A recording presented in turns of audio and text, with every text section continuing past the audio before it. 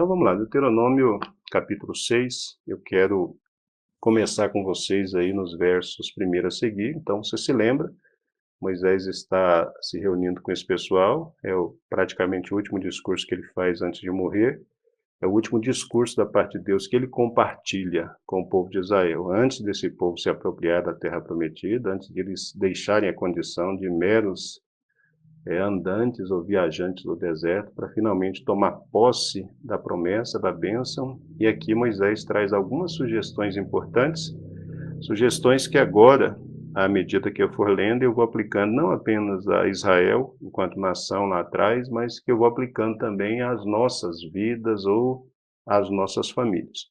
Uma vez que a gente também tem uma esperança, nós vamos herdar Canaã, e a nossa Canaã é uma Canaã celestial, né? Nós temos uma terra da promessa também. Esse mundo que a gente caminha aqui pode ser comparado a um deserto. O Jordão é logo ali, a morte é certa, e a gente sabe disso, né? Mais cedo ou mais tarde, todos nós teremos que encará-la. E exatamente quando a gente atravessa esse Jordão é que, efetivamente, nós nos apropriamos de todas essas promessas que Deus uma vez fez por nós, ou para nós, e que nos apropriamos delas para sempre. A diferença é que eu não posso esperar chegar lá do outro lado, como Moisés deixa claro aqui para o povo, não pode esperar chegar do outro lado para desfrutar das bênçãos. É preciso estar preparado antes de atravessar o Jordão, é preciso saber exatamente qual é o perfil daquele que vai herdar a terra prometida, que vai herdar a promessa da bênção. No nosso caso aqui, da bênção eterna. Olha o que nós temos lá em Deuteronômio capítulo 6, a partir dos versos 1 a seguir. Estes, pois, são os mandamentos, ou as ordens, ou a ordem, os estatutos e os juízos que mandou o Senhor vosso Deus para se vos ensinar, para que os fizessem na terra a que passais a possuir. O texto aqui começa de uma forma interessante, é preciso prestar atenção nisso. Moisés está apresentando uma ordem de Deus, ele está falando a respeito de estatutos e de juízos, e está apresentando isso aqui de forma introdutória, sintética, ainda a partir da metade de Deuteronômio até o final, é que a gente vai ver essas ordens, ou esses juízos ou estatutos sendo explicados de forma bem particular. Mas Moisés já começa dizendo ao povo que, antes de eles entrarem na terra, eles precisam prestar atenção, precisam assumir um compromisso, precisam assumir uma aliança, precisam compreender com clareza que existe uma ordem específica da parte de Deus, que existem estatutos, que existem preceitos. Esses preceitos, estatutos e mandamentos, eles são ordenados por Deus.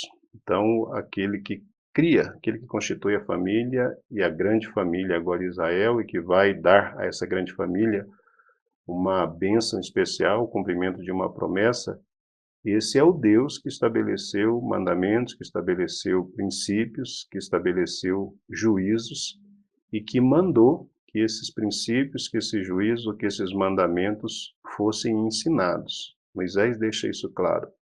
Deus, ele dá os mandamentos, ele ordena que esses mandamentos sejam ensinados para que esses mandamentos sejam cumpridos na terra que o povo haverá de se apropriar dela por herança.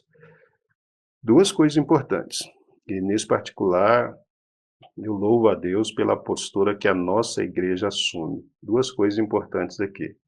A primeira das coisas importantes é que alguém precisa conhecer, alguém precisa saber, alguém precisa receber, alguém precisa entender esses estatutos, essas leis, esses juízos que o Senhor Deus mandou. Então alguém tem que ter clareza em relação a isso. E depois, alguém tem que ter disposição de ensinar essas coisas. Dentre as muitas qualidades positivas que nós encontramos aí na nossa comunidade, nós temos o zelo dos nossos pastores, e você que é membro da nossa comunidade, Igreja de Deus de Vila Rosa, deve valorizar isso. Sua igreja é uma igreja em que os líderes têm preocupação com a palavra. Eles se dedicam a buscar conhecer, a buscar compreender com maior clareza, se aprofundar no real sentido, no real significado dessa palavra.